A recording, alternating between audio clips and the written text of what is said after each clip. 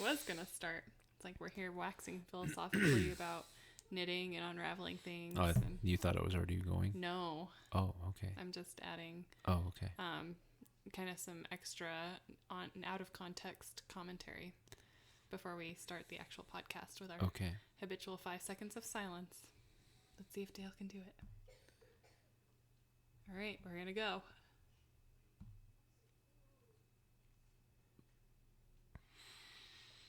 Why, hello. Hey there. Good attempt at not laughing during the 5 seconds of silence. So this morning, I guess you and I have both been on Hollow listening through the 40-day Lent challenge. I think it's like Pray 40. Yes. Is the brand. Yes, the Pray 40. So we've been using the little kid one, actually with the kids, which has been nice. But, you and I have been also listening to the adult one with our good friend Jonathan Rumi and Jim Caviezel. I have those guys over for dinner all the time.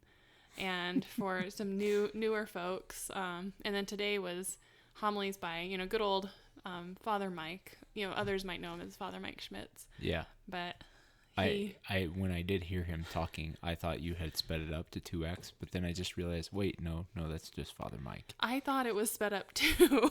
I went to turn it down. Man. Yeah, he's a fast talker. In another life, he could have been the what is it? The person that would take over for the guy who used to do the Micro Machines commercials, like the speedy guy that could talk so fast. He could have done that. That was his second career option. Yeah. So priest, Micro Machine, narrator, promo guy. Yeah. So we were listening this morning to the homily, and today the Sunday reading was about the temptation of Jesus by the devil. And kind of the idea of temptation. And it's quite a long homily, which is interesting. But at one point, he's talking about the idea that sin starts with like something that's like a precursor. And sometimes it's a small sin that is a precursor for like a larger sin. And then he also was talking about the fact that sometimes there's not even a sinful precursor to sin starting. And he started talking about like, so, say you're a married couple and, many married couples relate to this, that, one of you starts something and then the other has to add on to it. And it's the same fight again and again and again that you keep happening. And he said it differently than that because you and I had to like break it down and analyze it because you were taking out the trash and you're like, I don't know what he's talking about right now. And I paused it and I'm like, I'm pretty sure he's talking about the nature of like married couples bickering. I thought that meant that, like, on Sundays, when I typically am looking at things on my phone going, oh, did you hear about this crazy thing? And then we talk about the stupidity of the world. That's what I thought. That habitual conversation. That habitual conversation. Yeah. Not that we argue with one another habitually about random silly things. Yeah. Because we don't. And it made me reflect, because I'm like, I'm pretty sure he's talking about bickering. Like just married couple bickering that starts happening, that it starts small and then it kind of escalates and snowballs. And, it made me think, I'm like, we're not much of bickerers. We don't bicker. Like if we argue, we're going to argue. But we don't have like a habitual bickering fest or like old wounds that like we know how to push or whatever. Yeah, no. Or old grudges. No. So I thought about my parents and they were my witness of a Christian marriage as I grew, and they never bickered that I can remember. And I don't have the best memory, but I can remember them arguing and there being tense moments, but I don't ever remember like what you would consider bickering happening in my household. So I didn't have any witnesses of bickering being like a standard marital option. And then your mom was a she was a single mom. So you obviously didn't have bickering modeled. Your mom wasn't bickering with herself. She doesn't have dual personalities. Last time I checked. Not the last time. So we're both kind of fortunate that we were like in this kind of crazy, very lucky bubble that neither of us had like anyone witness to us what bickering is like, aside from sitcom bickering or, you see playful bickering with other married couples, but real bickering's different, Yeah. And I think you and I both have heard about, from one-sided bickering for friends of ours, during a guy's night. Of course. Or a girl's night. So I know that it happens with other married couples. I don't know how prevalent it is. Yeah. I mean, the closest I could think is like maybe the laundry in some way, shape, or form. That when in our early marriage, because we do laundry differently, but you don't say, hey, can you go do the laundry the way I want it to be done, for crying out loud, or something like that. Yeah. We don't argue about that. No. We've just said, okay, we do laundry differently, and I will sacrifice and do it my way or your way, and you will sacrifice and do it my way. Yeah. And we kind of talked about our early marriage, where you're like ironing stuff out a little bit this morning, because there was stuff that I would do that would like totally offend you. And then there was stuff that eventually I had to speak up tearfully and say that I needed, to be thanked for this or that. Right. And I had no clue. Way beyond that now. Yeah. So, you just kind of realize that it's part of the nature of marriage to not be thanked and to just keep things going. Well, yeah. And we know now that like you are doing a lot and I'm doing a lot, and I think the devil tries to twist in our own heads, like I'm doing so much more than Dale is, and woe is me, right? Yeah. And kind of the same for you, like I'm doing so much more than Kit is, woe is me. Right. And we got kind of that ironed out a long time ago. Yeah. So I guess a good example would have been when I went and got some groceries before dinner, and I got the wrong cold medicine for Jonathan. I think other married couples may have been the moment of that bickering, because you could have said, oh, Dale, you did it again. You picked the wrong stuff. You always do this. You said that about yourself. Right? I know, but that could have been an argumentative point for couples. Yeah. A way for the devil to just get in and be like, oh, here we go. I'm going to seed right in here and destroy this marriage. Oh, my love, I'm really sorry to tell you this, but yes. you got medicine that's for 6+. Yes. And then you bashed yourself. I gave an explicative. Because it says children should include 5-year-olds. Yeah, it happens when you shop fast, though. Back in our day, we had this stuff called Triaminic, and you could give it to 2-year-olds. It was fine. Except for all those, cancer-causing ingredients later I don't know. on. Tasted good. It probably had crack in it. Right? But anyways, it was kind of like a weird trip down memory lane, and just being very... What is the word for it when you reflect upon something? Waxing philosophically? Yeah, it's kind of that this morning in the midst of you. Thank you very much you really led the forces on cleaning the house. Well, needed to get done. So I'm very grateful, because this big old pregnant lady is not pulling her weight right now. You are. It's just in the form of making a baby, which I keep telling you, which apparently is not enough for you.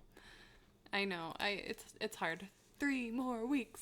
3 more weeks. I know. I'm scared.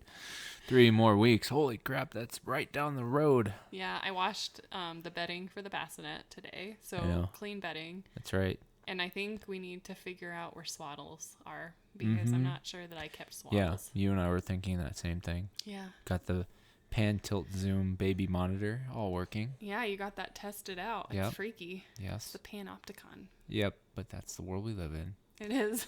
But it's closed circuit, by golly, so it is. Big Brother can't be listening in. Yeah, it's definitely freaky, though. I mean, it's going to be nice when we have a baby, don't get me wrong, but it's also so weird. Well, we're going to transition again into sleepless nights, and... Is the baby breathing? Is the baby breathing? No, that's what you'll be doing. I'll be in there just like half days watching Doctor Who on BritBox.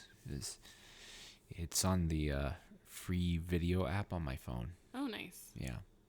And it's constantly playing classic Doctor Who. Yeah, and when you say Doctor Who, it isn't like modern Doctor Who. So oh, no. You watch the stuff I can't watch. I can't watch the... Yeah, I guess you can't watch the old stuff. It's too, like, cheeserific for you. It's too British. It's too British? And not in the right way. Not in a good way. I don't know. I love David Baker.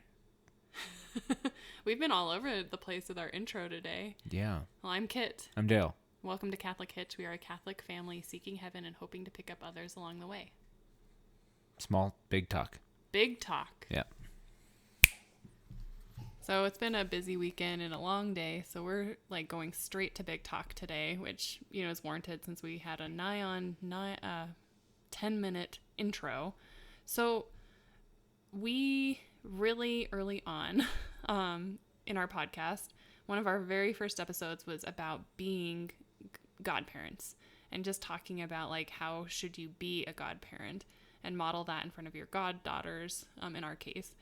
And so we're now actually in the position again of having to choose godparents. And we're in the glorious position of having so many people to choose from that it's actually a little hard to choose a godparent this time around. And that's a fortunate position to be in. You know, as I work at church now and I work with children that are going through their sacraments, including the sacrament of confirmation where you need to identify a sponsor. Sponsor qualifications are the same as godparent qualifications. So I work with a lot of families who they, you know, often are the ones running behind giving me the forms. And when I finally pin them down, they are like, we don't know anyone who qualifies, because there's very specific qualifications according to canon law, which I was actually going to read off today. But we're in the fortunate position of having lots, like a plethora of qualified candidates to be godparents. We know some cool people. Yeah. So now we've been talking lately about, I don't know, thinking about this particular baby and, you know, the circumstances in which they are here by, not in the weird way that everyone's now thinking, but, you know, who had an influence in bringing this baby into being besides you and I. And so yes, we've been talking that way sure. a little bit. It's not an episode of the X-Files, so. So anyway, I was going to read off Yes. the qualifications in canon law really quick. Yeah, while you do that, point of clarification. It's not David Baker, it's Tom Baker.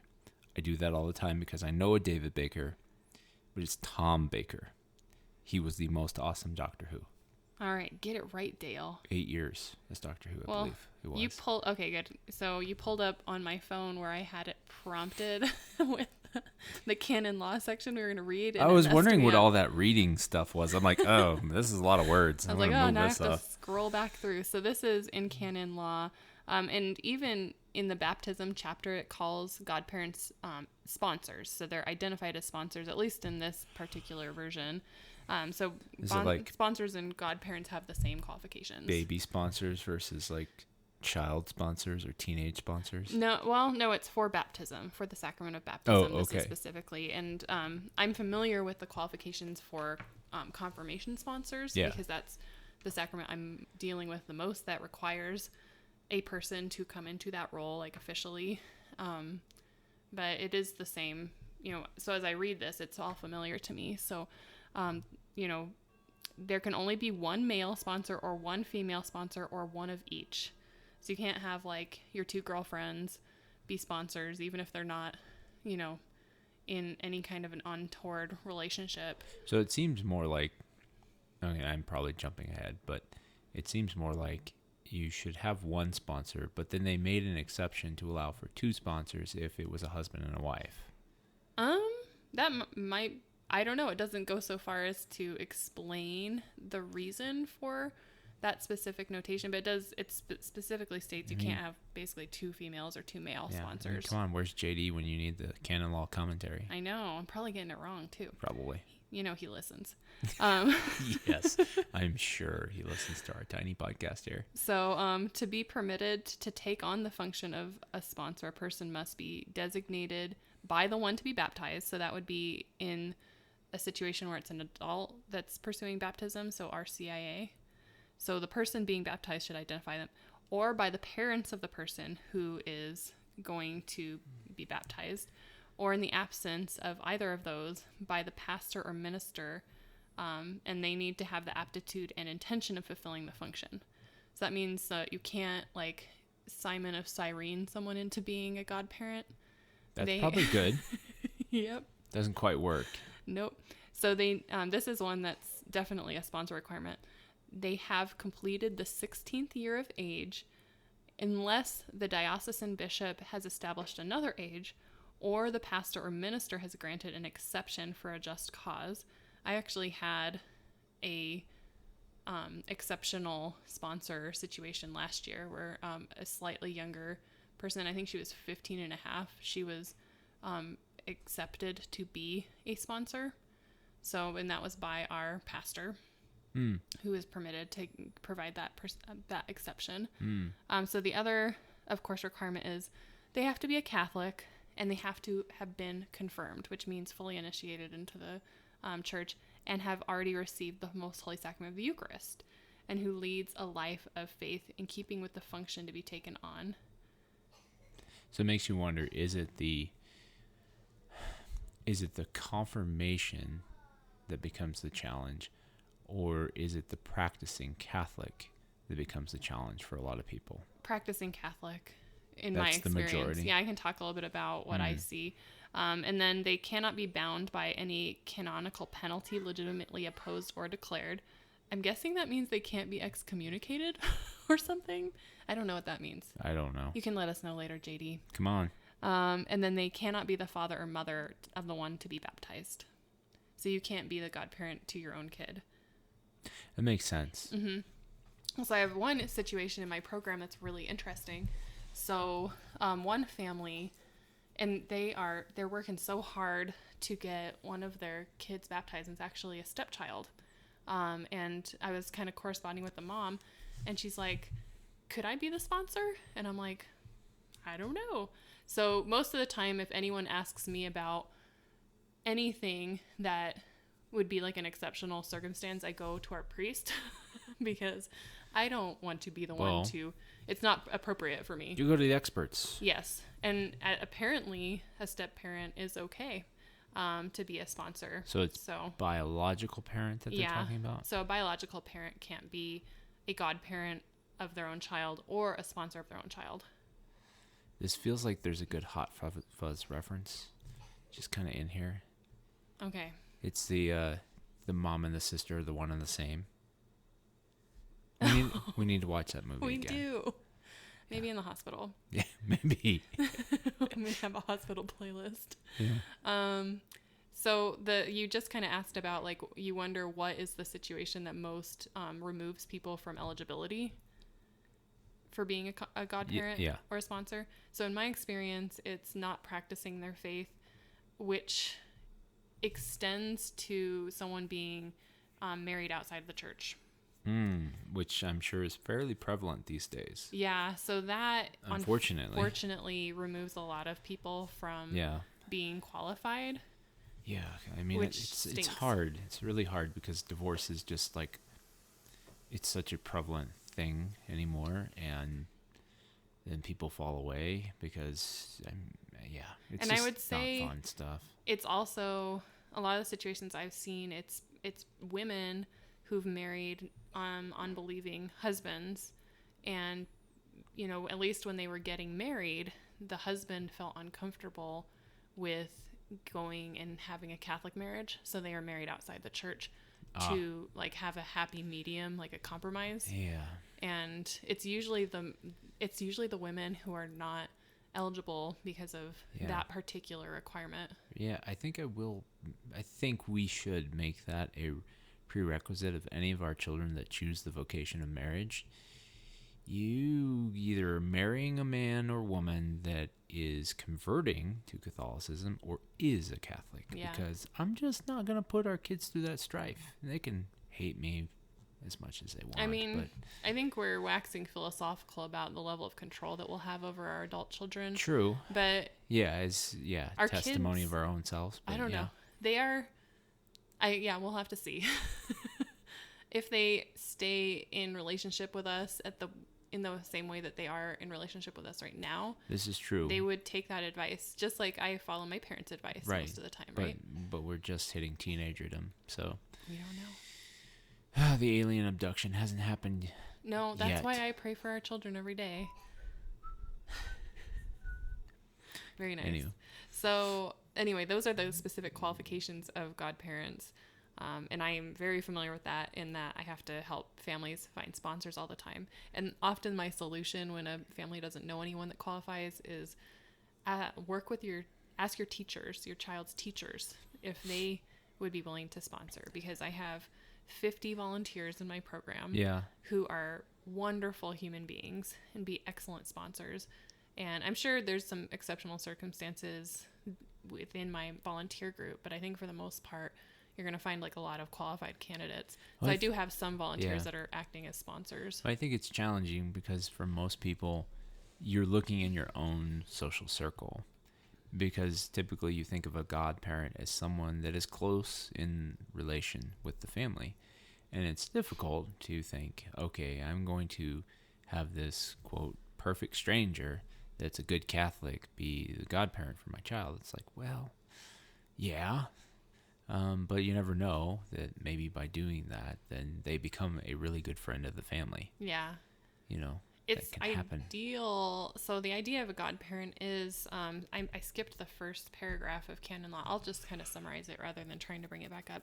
But it basically means that you are identifying yourself as someone who is willing to help bring up a child in the faith, or help support and catechize someone that's coming into the faith.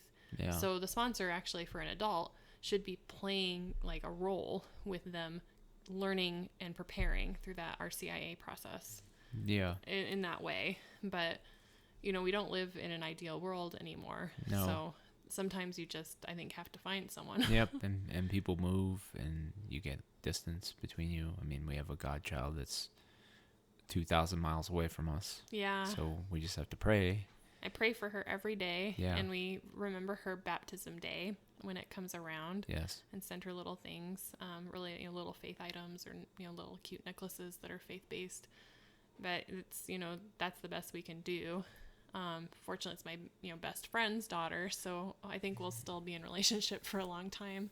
But it is a bummer when, like, sponsors move away. And actually, our other goddaughters moved away, too.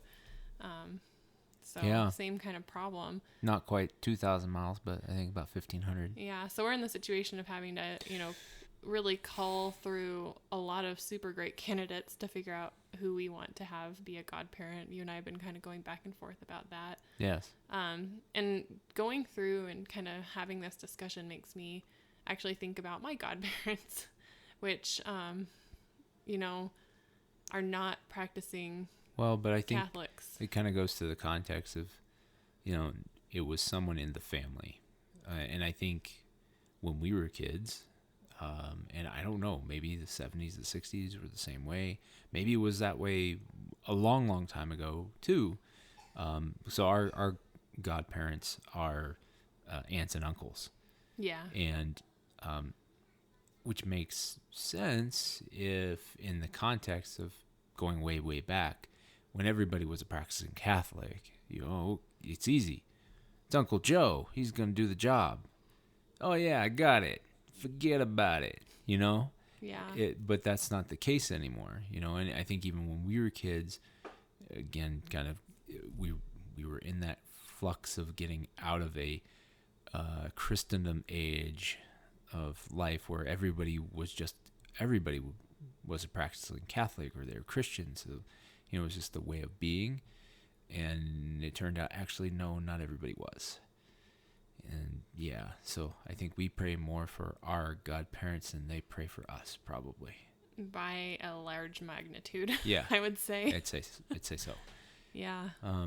Which is interesting, thinking about the fact that we have godparents who have not played that formative role, at least for me, in my life. It was the same for me.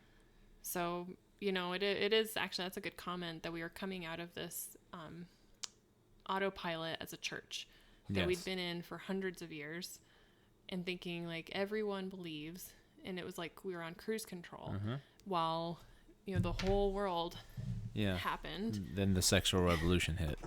Yeah, it did not help.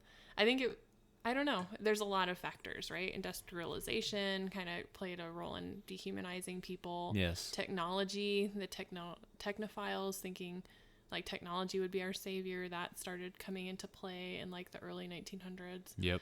So there's like a lot of influences, and certainly the sexual revolution was like the coffin in The nail in the coffin. The coffin and the nail.